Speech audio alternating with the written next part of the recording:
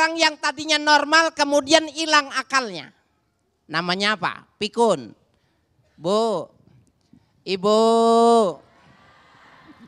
Kalau orang sini bilangnya apa? Kalau sudah tua yang suka kalau sholat seingatnya, makan seingatnya, pikun. Orang pikun kenapa dia tidak dikenakan khitab seperti kita? Ya namanya juga orang pikun. Akalnya tidak sempurna. Bangun tidur, makan, habis makan dia sholat isya jam 9 pagi. Boleh nggak Bu? Boleh buat orang pikun. Ya, nanti habis makan siang, bangun siang, dia sholat subuh. Boleh nggak? Boleh. Ibu juga kalau mau siang mau sholat, mau siang-siang sholat subuh boleh. Pikun dulu. Ya. Nah, untuk menguji akal, untuk menguji orang ini taat tidak taat, untuk menguji orang ini baik dan tidak baik, maka dimasukkan nafsu. Cuma nafsu seperti akal tadi diuji dulu. Nih bapak-bapak ibu-ibu harus tahu nih. Kalau tadi akal ketika diuji lulus, masukkan ke Adam. Bagaimana tentang nafsu ini? Nafsu setelah diciptakan dipanggil sama Allah. Ya nafas, akbili, hai nafsu maju sini. Apa yang dilakukan? Nafsu tidak mau disuruh maju oleh Allah. Adbiri, mundur kamu. Dia diam aja, dia tidak mau maju. Ai cek Sunda mah cicing wae. Diam aja sebentar. Dilihat akhirnya Allah bilang, man ana. Aku ini siapa? Waman anta, engkau ini siapa? Nafsu bilang begini, ana wa anta. Ya. Nafsu kita itu Pak, ngomongnya waktu ditanya sama Allah bilang itu, ana wa anta. Ya. Kalau bahasa Jakartanya gua, lu. Ibu mesti tahu, bapak mesti tahu, para pemirsa harus mengerti ini. Kenapa? Nafsu begitu sangat labil. Nafsu itu pembangkang. Maka pada keadaan yang semacam itu bagaimana nih supaya nafsu bisa dikuasai? Sebab kalau langsung dimasukkan ke Nabi Adam, pasti Nabi Adam tidak jadi orang yang taat. Maka caranya Allah siksa dulu nafsu ini di neraka jahanam 100 tahun lamanya. Berapa lama Bu? 100 tahun lamanya. Udah 100 tahun disiksa, dites lagi. Ya nafas, man ana wa man anta. Udah 100 tahun nih disiksa.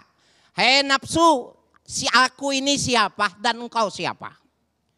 Nafsu itu jawab anta wa ana. Kebangetan ya? Kebangetan gak Pak?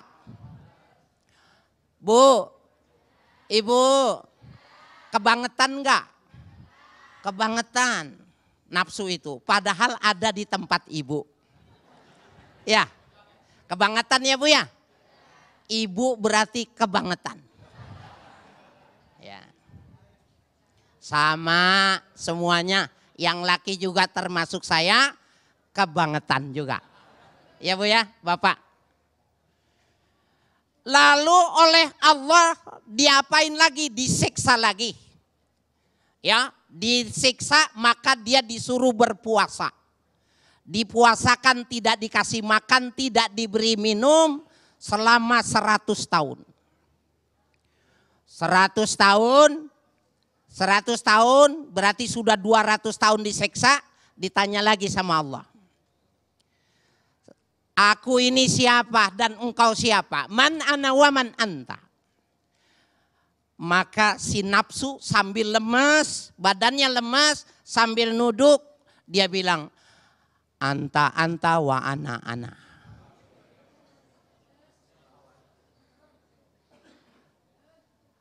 Gila bener.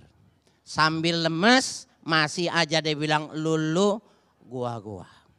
Kata Allah, inilah sudah cukup. Nabi Adam insya Allah dengan akalnya, Nabi Adam umat manusia dengan akalnya, dengan agamanya, dia masih akan teruji mana yang baik, mana yang jelek. Dimasukin ke Nabi Adam. Jadilah tubuh manusia menjadi sempurna dengan agama dan akalnya. Menjadi hina dan menjadi celaka ketika dia ikutin hawa nafsu, apalagi terdukung oleh akalnya. Bapak Ibu sekalian, saya mau tanya ini, Pak polisi sama maling pinteran mana? Mohon maaf, Kondan. Polisi sama maling pinteran siapa? Jawabannya pinteran polisi. Kalau polisinya berpendidikan, malingnya bego. Pasti ketangkep dia, betul nggak? Kenapa itu maling-maling nggak ketangkep? Udah jelas-jelas salah kok nggak bisa ketangkep. Kenapa Pak? Pinter.